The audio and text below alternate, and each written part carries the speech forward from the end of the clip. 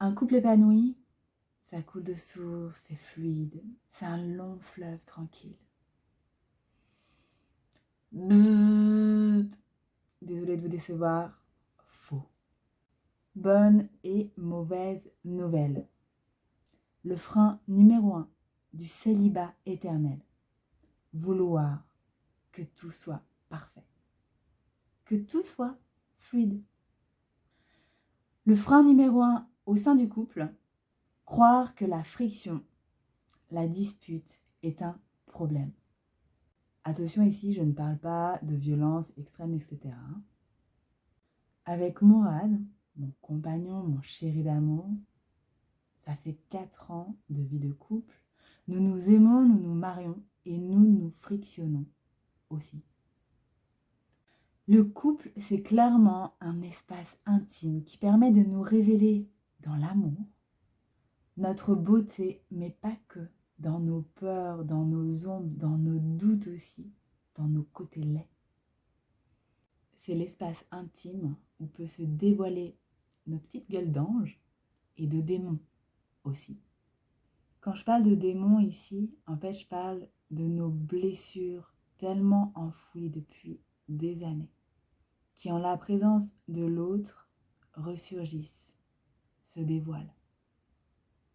Le job alors est d'œuvrer sur soi, ce qui va permettre de sortir de l'accusation, de projeter la faute sur l'autre et de prendre en fait son entière responsabilité dans ce qui se vit à l'intérieur de soi. L'adversaire n'est pas l'autre, l'adversaire il se trouve en soi. Et c'est là où le jeu commence. Ça demande de prendre sa responsabilité dans ce qui se vit en soi. Parce qu'en réalité, ce n'est pas l'autre qui fait que je me sens, par exemple, humiliée, menacée, en sécurité à l'intérieur de moi. L'autre me révèle ce qui se passe en moi, de plus profond encore. Attention, ça ne veut pas dire de ne rien dire ou de ne pas poser ses limites. Et là, je parle ici vraiment des jeux psychologiques qu'il peut y avoir. Je ne parle pas des cas extrêmes, de pathologies graves qui entraînent vraiment des comportements excessifs en fait. Un petit exemple. Imaginons que mon conjoint me fait une remarque et moi, je me sens humiliée. Version cercle vicieux.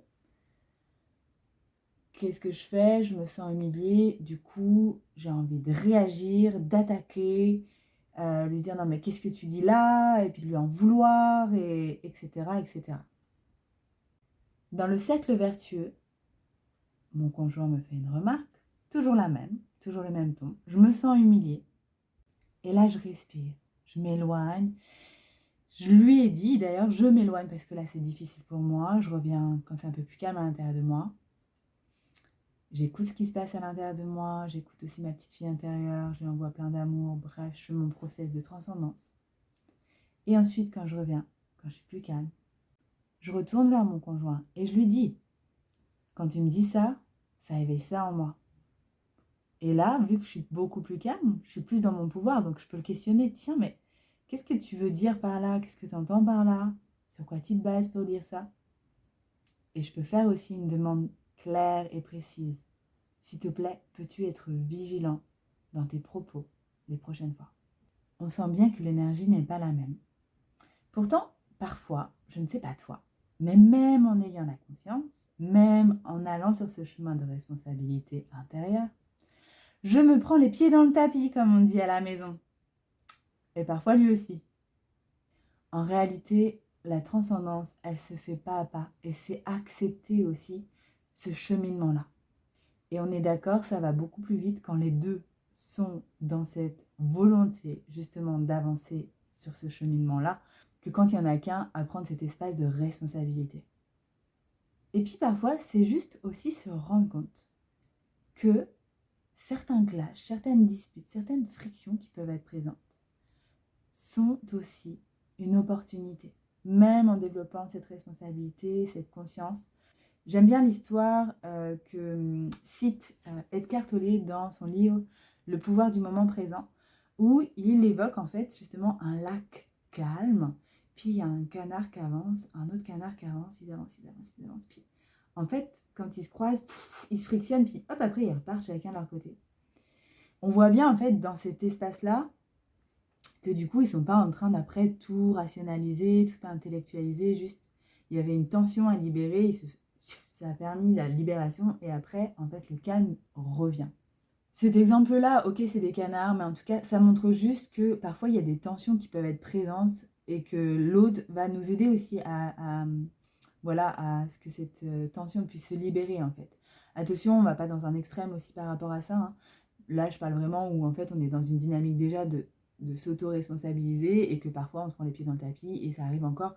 Et c'est pas un drame pour autant. Et que parfois, ça peut être juste aussi une nouvelle opportunité à saisir, à entendre ce que ça dit aussi derrière. Tiens, je me sens peut-être submergée en ce moment, je prends pas assez de temps de repos, etc., etc. Et donc, du coup, simplement entendre en fait les messages qu'il peut y avoir là. En tout cas, ne pas prendre la chute, entre guillemets, ou l'erreur comme un problème en fait.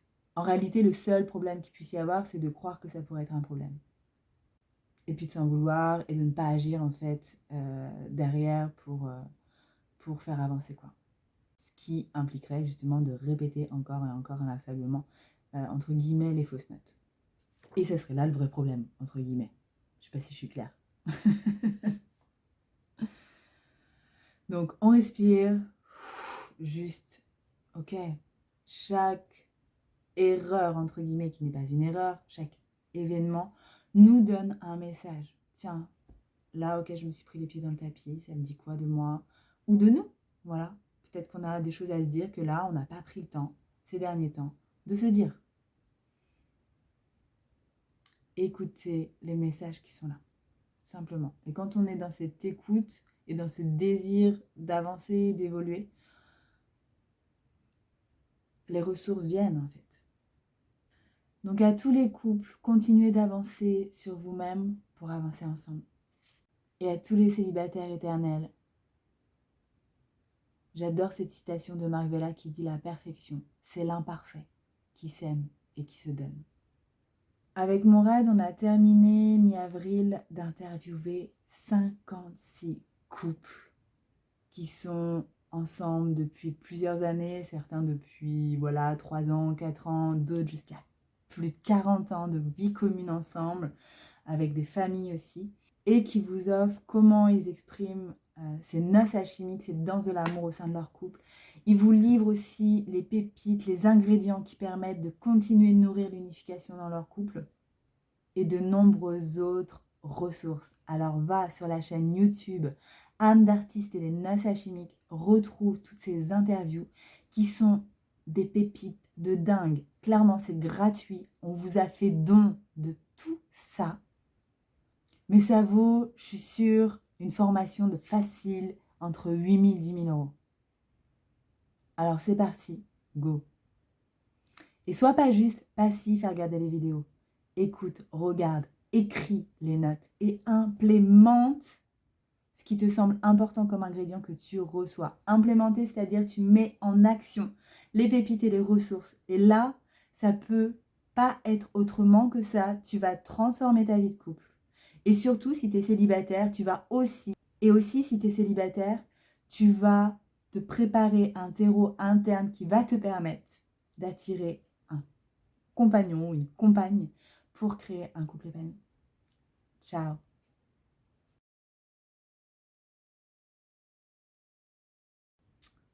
Je me perds là-dedans.